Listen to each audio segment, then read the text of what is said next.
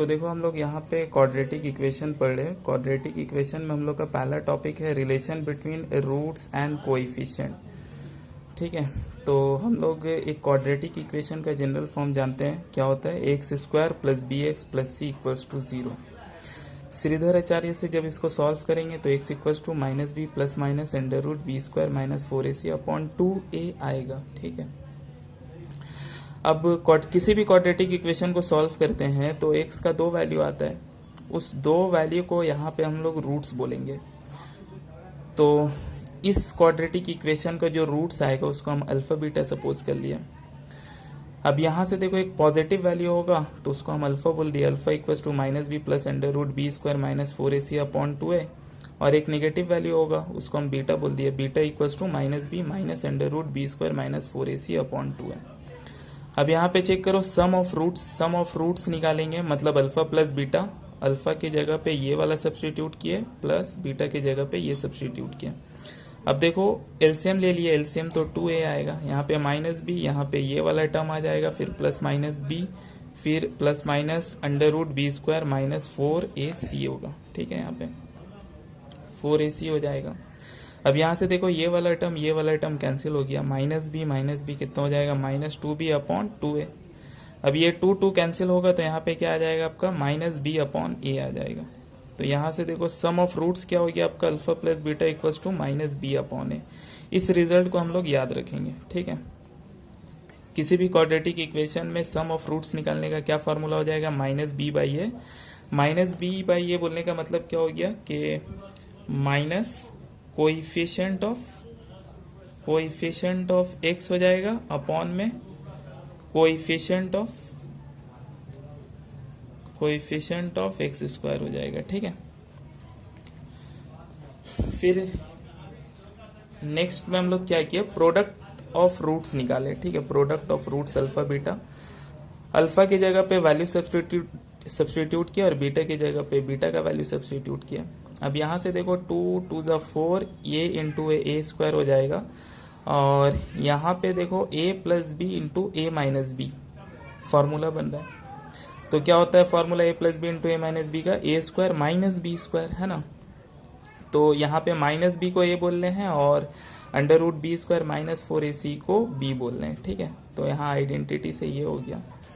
अब यहाँ पे देखो इसको सिंप्लीफाई किया, सिंप्लीफाई करने के बाद ये माइनस बी का स्क्वायर है तो बी स्क्वायर माइनस ये हो जाएगा b square minus 4ac upon 4a square. यहाँ से क्या होगा आपका ए कैंसिल हो जाएगा, 4 कैंसिल, यहाँ पे आ गया आपका c बाई ए। तो प्रोडक्ट ऑफ रूट्स कितना हो गया आपका, यहाँ पे c बाई ए हो गया।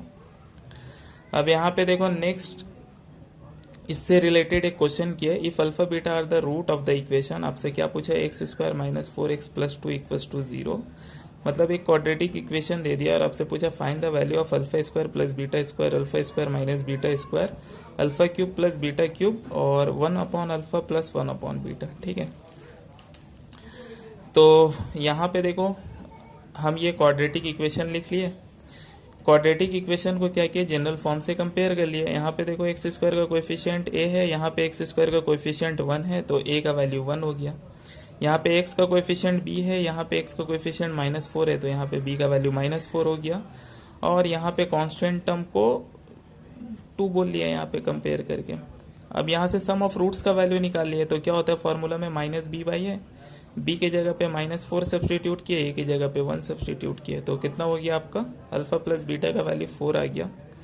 अब अल्फा बीटा निकाले मतलब c बाई ए, तो कितना हो जाएगा, c का वैल्यू 2 है, a का वैल्यू 1 है तो 2 हो गया, अल्फा बीटा का वैल्यू 2 आ गया।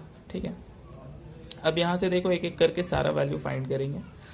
तो सबसे पहले क्या हम लोग का alpha square plus beta square, तो पहला वैल्यू यहाँ पे आ जाओ, alpha square plus beta square, उसके लिए आइडेंटिटी क्या होता है, a प्लस बी का होल स्क्वायर माइनस 2ab।